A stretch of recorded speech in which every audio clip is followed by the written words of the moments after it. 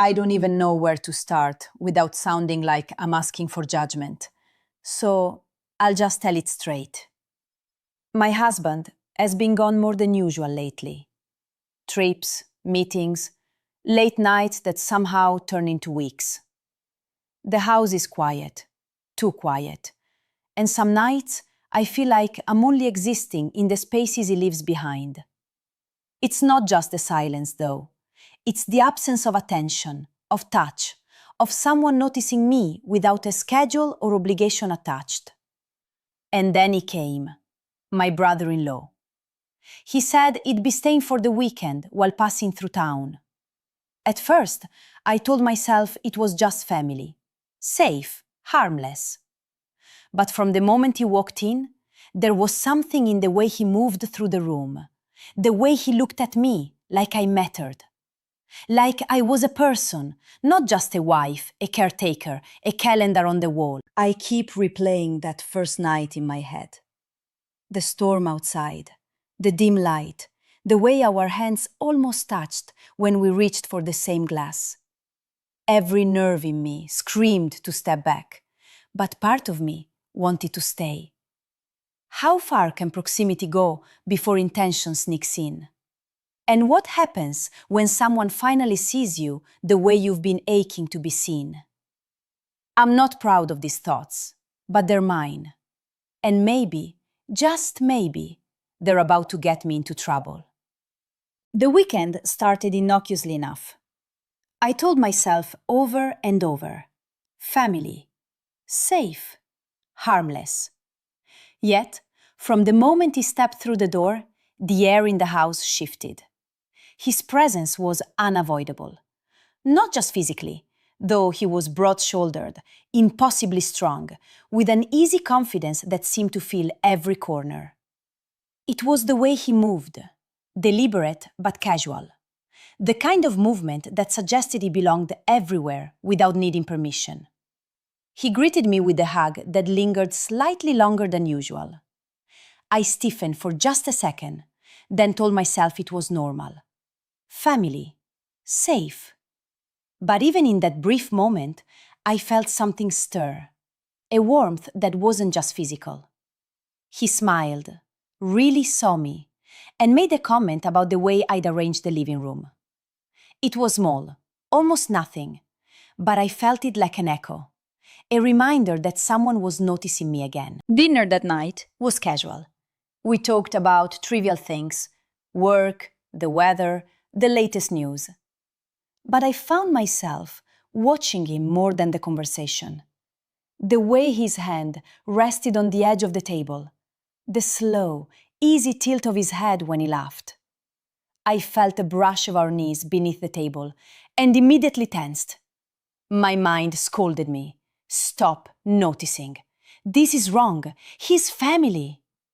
But my body betrayed me, lingering closer than it should have, as if seeking contact my heart had been starving for. Later, we ended up in the kitchen, just the two of us.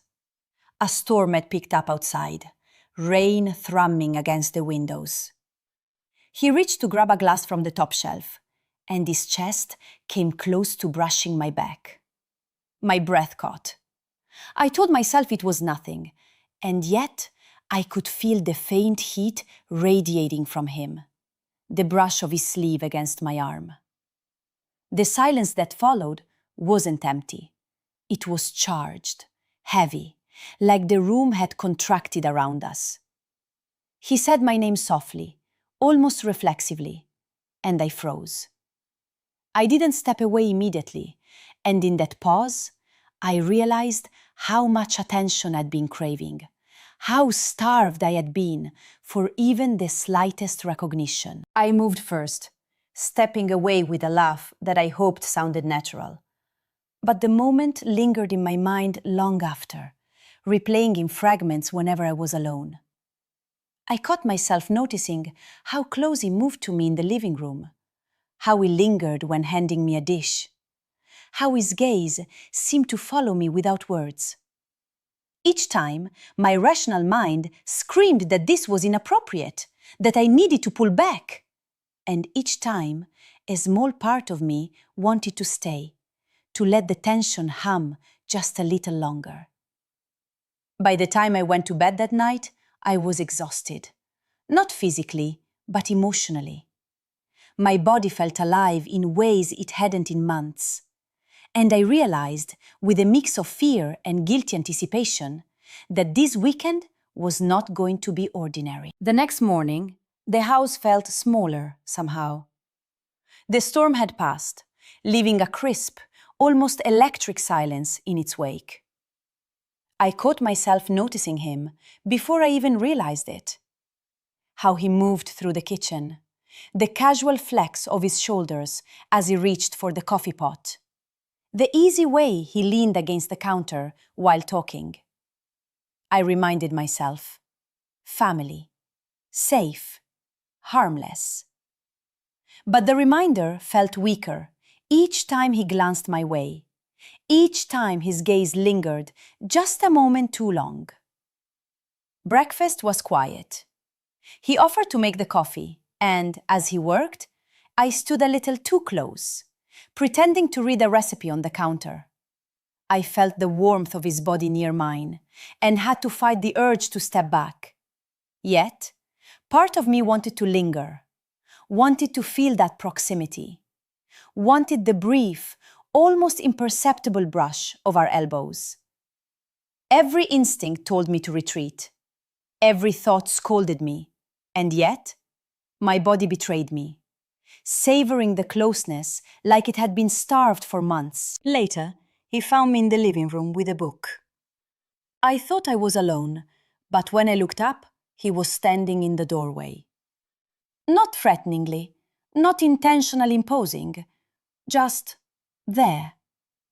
The silence stretched, heavy with something I couldn't name.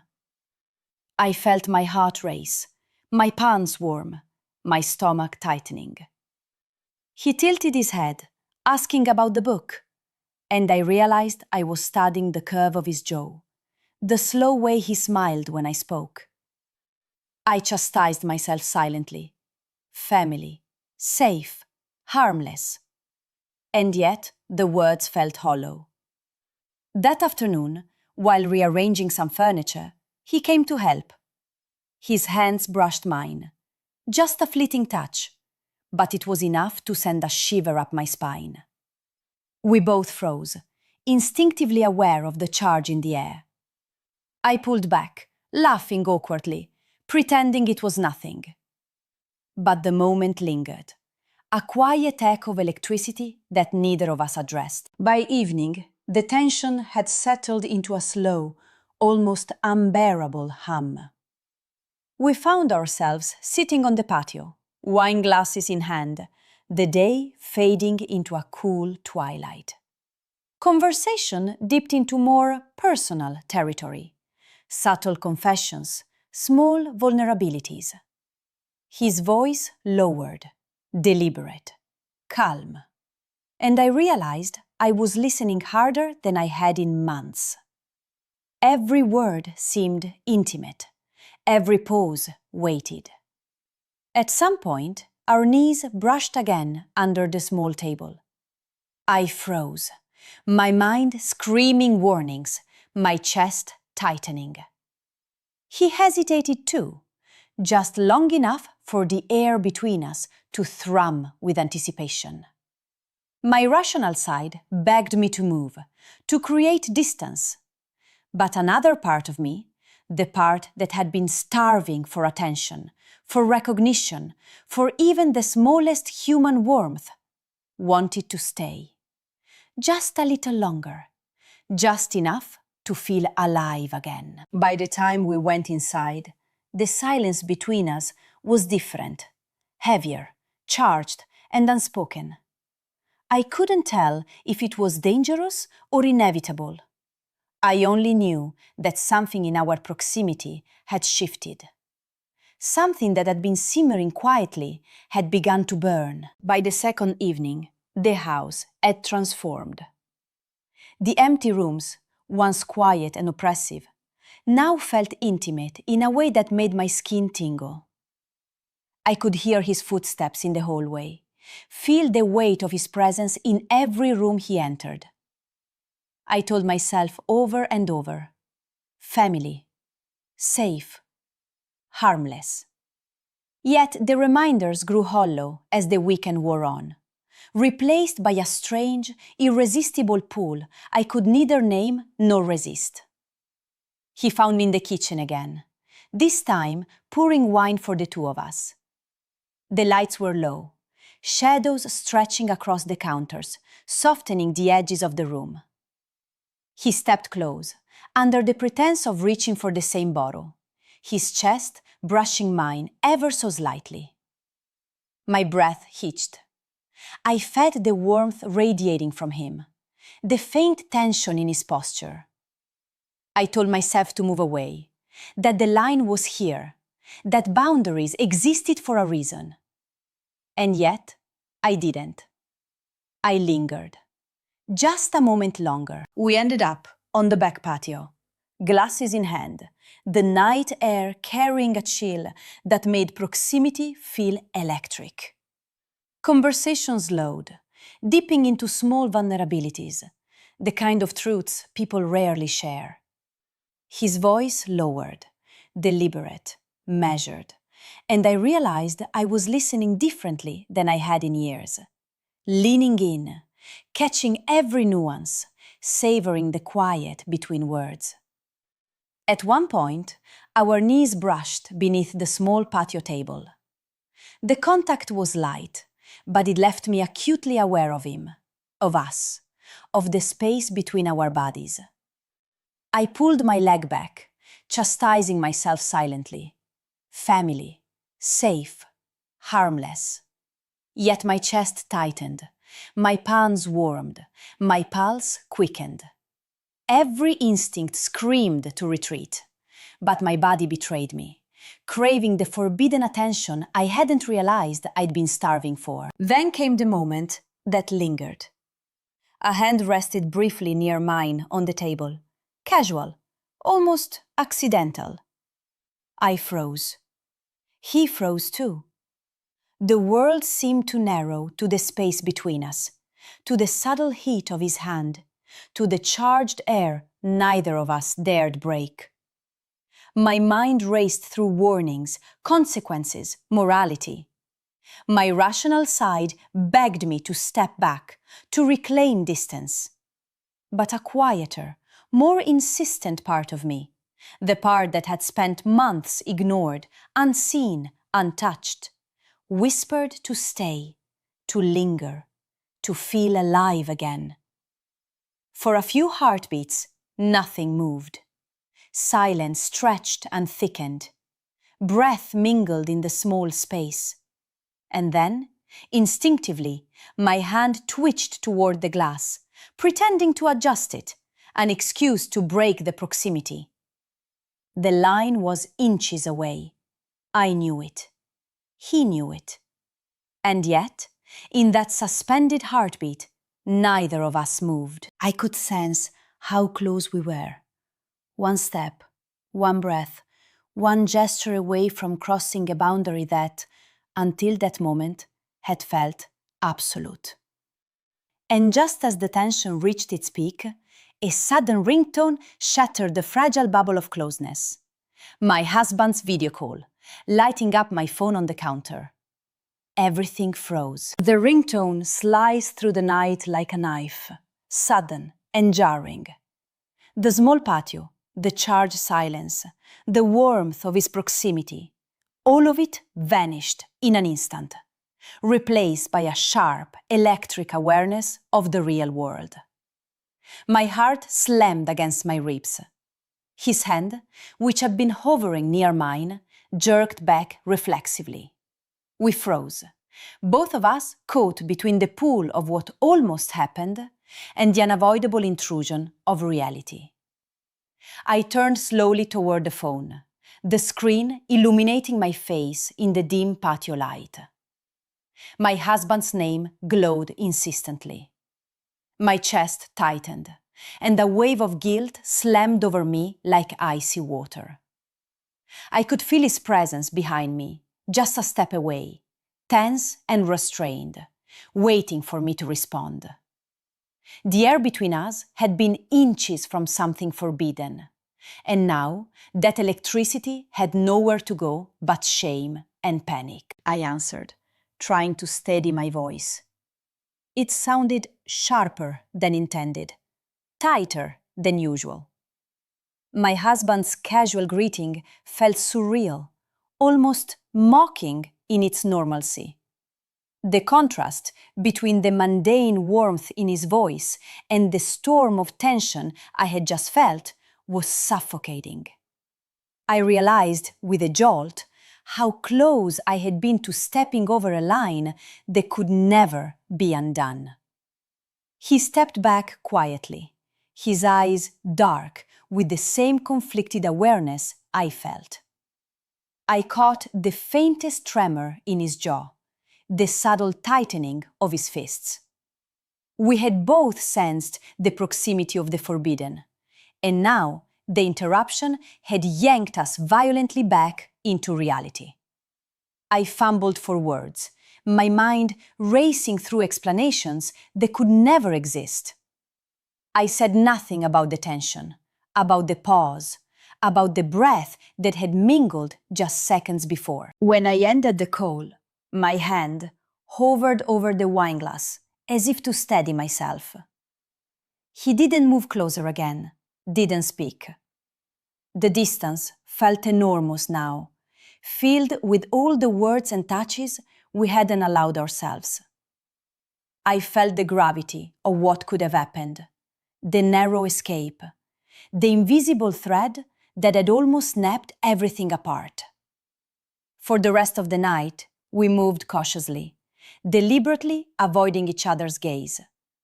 Silence stretched in the rooms of the house like a living thing. I could feel him, always nearby, but restrained. And I restrained myself too. Every glance was loaded with memory, every brush of movement a reminder of the almost. The line had been drawn by a phone call, not by choice, and the awareness of how easily it could have been crossed lingered between us, unspoken but palpable. I lay in bed later, staring at the ceiling, heart still racing, mind replaying the tension in every possible permutation. How close had it come? How fragile had my restraint been? And the most dangerous thought of all, did I want it to remain untested? Or had the temptation already claimed a part of me I hadn't realized was there? The rest of the weekend passed in a fragile haze. Every room in the house felt smaller, heavier, charged with the memory of what had almost happened. He moved carefully around me, deliberately avoiding the kind of proximity that had made my chest pound and my mind reel. And I did the same, stepping back when our paths crossed, lowering my gaze when our eyes threatened to meet, speaking softly when the air itself seemed ready to carry words it shouldn't. But even in the distance, the tension lingered. I caught myself remembering the brush of his hand on mine, the faint warmth of his body near mine in the kitchen, the way our breaths had almost mingled on the patio.